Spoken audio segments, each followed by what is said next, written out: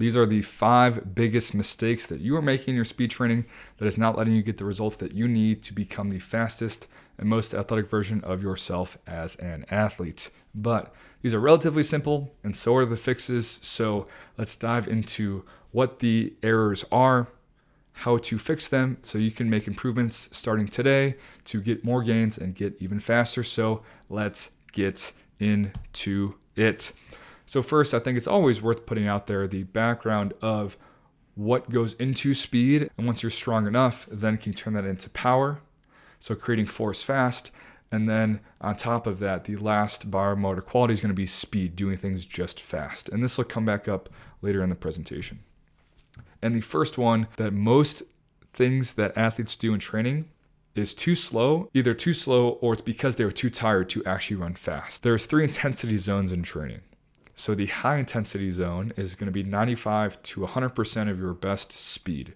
So let's say your best speed is 10 meters a second. Then you have to hit at least 9.5 meters a second or 95% or higher to cause gains. That is fast enough to stimulate your speed.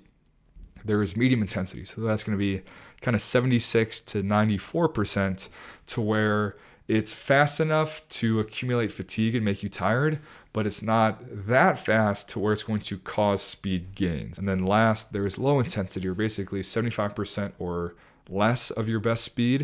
And this is going to be most active recovery work, just light stuff.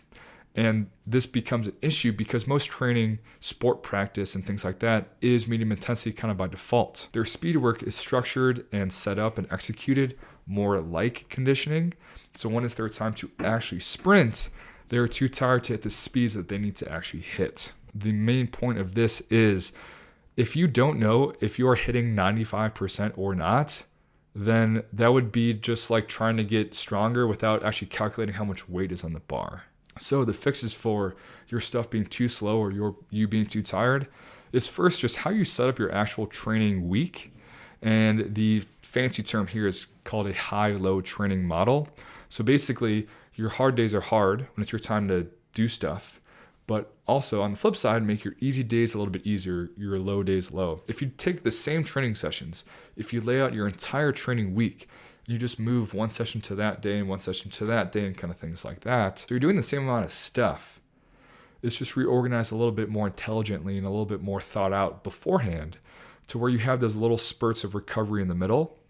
So when it's your time to actually go hard on the high days, then you can actually do things that are fast. You can actually lift heavy weights and things like that. In the actual session itself, just walk back. So the rule of thumb in sprinting is for every 10 yards that you sprint hard, you should rest about a minute. And an even easier rule of thumb, if you don't feel ready to sprint again, just wait longer. I know that sounds kind of dumb, but if your breathing is still a little quicker than normal, or if your heart rate is still elevated, or if mentally you're still, kind of just tired and not psychologically ready to go again, just wait longer. Second mistake is that athletes don't have mechanics work in their training. And there is a 3-step model, or kind of 3 ways to get faster, at least kind of how I describe it. Number 1, you can hit the ground harder. And this is what most athletes, coaches think of when they think of speed work is, you hit the ground and the ground hits you back. That's how physics and ground reaction forces work. So if you have stronger quads and glutes and hamstrings and stiffer ankles, yes, you're going to hit it harder or lose less energy when it is pushing you back. But with these ground reaction forces, you can put the same amount of energy into the ground, just in a better direction that is going to give you better speed, more speed coming out of it. And last is hitting the ground smoother, right? So let's take the fastest athlete ever, Usain Bolt. When he's winning the 100-meter dash in the Olympics, your first thought isn't, oh my gosh, that looks so hard for him, or he was trying so hard. It's actually the opposite of, was he even trying, or why did that look so easy to just dust everyone, right? So I think one of the biggest mistakes is all of those you can do incorrectly, that the omission or lack of mechanics work, because I'm not a track athlete, does more of a disservice than a service. There's 3 benefits. Number one, I think it's a great way to bridge the gap between lower intensity stuff, just the general movement, dynamic stretching in a warm up, to the all out sprinting that you're going to get to at the end of a warm up anyways. Second, they just become more athletic because you're doing these hopping rhythm, coordinate your arms and your legs, different movement patterns, things. So it develops just more athleticism. And last, it does help you hit the ground better because your mechanics do improve over time. So I don't do mechanics work with my team sport athletes with the sole purpose of getting them to look like track athletes. But if it has a bunch of benefits for not only a better warm-up, but they become more athletic and they also sprint better, I think it makes a lot of sense. We have a dribble bleed out. So dribble small, medium, big for 10 yards and then run it out for 10.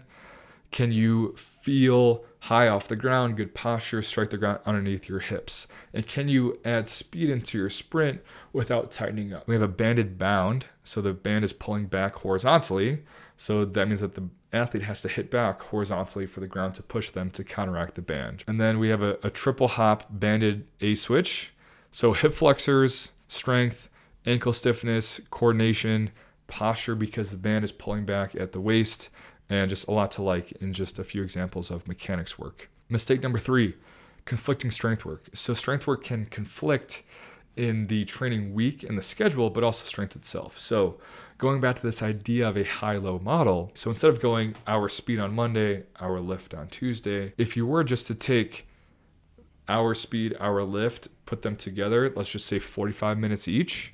So you go 45-minute sprint, 45-minute lift on Monday, then you have Tuesday off. You're doing basically the same amount of work, just the quality is going to be a lot higher because you're going to get that recovery to those low days kind of in the middle. For strength itself, you have to lift for strength appropriately. So the level of strong enough that I got from a few smart coaches out there like Matt Ray and Mike Young, basically around this 1.7 times body weight for a good back squat, good form, good depth. So I weigh 200 pounds. So basically, as soon as I hit the 340, or let's just round up to 350, that's not to say that increasing it from 1.7 times body weight to 1.8 is not going to have any benefits, but there's diminishing returns. So as you're getting stronger, the help to your speed is a lot. And then you cross the threshold and then it starts to level off. So the point is saying, if you go from 1.7 to 1.8, it's probably still going to help. But the time and effort that it takes to go from 1.8 to 1.9 is not worth the squeeze if you just keep your strength at 1.8, but you have all of this extra time and effort and just recovery resources and psychological resources to actually do more speed work. And then also lifting for speed appropriately. So first, if you're not strong enough, just get strong enough. But second, when it's your time to lift fast things, is it fast enough? So going back to the Charlie Francis 95%. And if you haven't seen thus far, we're 3.5 points in, 3.5 mistakes in, that these things are all connected and related. This is an athlete of mine doing 5.5 plates, 5-second eccentric back squat. And with that being said, form was what it is, but this was supposed to be just a heavy stimulus. This athlete, strong enough. When it's your time to do power work, is it actually power? And just because an athlete is strong enough, you don't abandon it. You just progress on the pyramid. Look at that, from strength to power. And power becomes your advanced kind of strength work. So do you know what power is? And it's going to be around 65-70% of a 1 rep max. And when it's your time to do speed work, is it actually fast enough? Or are you stuck in the trap of wanting it to be kind of heavy-ish just to feel like you're actually moving weight around? Or can you buy completely in, this is the same athlete that was power squatting 3.5 plates. They're only jumping with, was that 25 pounds on each side, something like that? It's kilos in this video. I know it's kind of lame. So when it's your time to lift heavy, lift heavy. When it's your time to be powerful, be powerful. When it's your time to take a lightweight and jump as fast and high as possible, then do that. Mistake number 4, there is no complementary training. And complementary means what else helps being fast beyond just actual sprinting and speed work itself. So first, if an athlete is not strong enough, start there. But things like ankle stiffness, things like anterior core strength to keep the pelvis neutral instead of dipping into anterior tilt. Can the hip flexors bring the swing leg through fast enough to recover, to get in a good position, to hit the ground better, right? Going back to mechanics. When it's your time to do power work, is it actually powerful? And are you coaching and cueing your athletes to be smoother? If they have all of the qualities, they're strong, they do their power, they train well, but are they just trying too hard? Are they tensing? Are they like white knuckling their way through their running? And another way to kind of say this of the qualities that make someone fast is more or less the weakest link. If your body can sprint 20 miles an hour, but your ankles can only handle the forces of 18, right? They just like collapse and mush. Well, then you're only going to sprint 18 miles an hour. So you could have all your speed work set up, but you still have a bunch of these weakest links kind of in the chain that's going to be the level of speed that you can actually achieve. So first, it's just like a super high quality hurdle jump. One hurdle, hit the ground, other hurdle, cue is hot lava, get off the ground as fast as you can, but also like be fluid and athletic. And next, here's an example of what I would consider the smooth work or also power work, but the focus for this athlete being a little bit more muscularly driven is, can we do 5 super fast, super high quality split squats without stopping? So continuous reps, if you will. Can they do this contract, relax kind of pattern and rhythm with some load, right? And how easy can it look and feel? And then also the hip flexors. So in sprinting, you have ground time and air time. Ground time, you're always trying to minimize that as low as possible. Air time has a kind of U relationship or U quality to where you can't have too little air time, but also you can be in the air for too long as well, to where you're kind of jumping and bounding. So in basically a finite window of air time, can we be as effective as possible with our swing leg and our recovery leg, getting it through into a good position, right? And point number 5 is both the lack of variation, but also lack of specificity. So Boo Schexnayder has a good quote to where you can either be fancy or you can be intense or fast. You can't do both. And with that being said, there's another quote of his where the attainment of mastery is in the struggle of trying to attain mastery, or some sort of version of that quote, to where if you're only doing drills that the athlete likes, that they're good at, that they get right away, then you're not challenging them and making them more athletic. So it's important to intentionally change things up. There are certain parts of my warm-up, certain drills that I never do the exact same way twice ever for that purpose.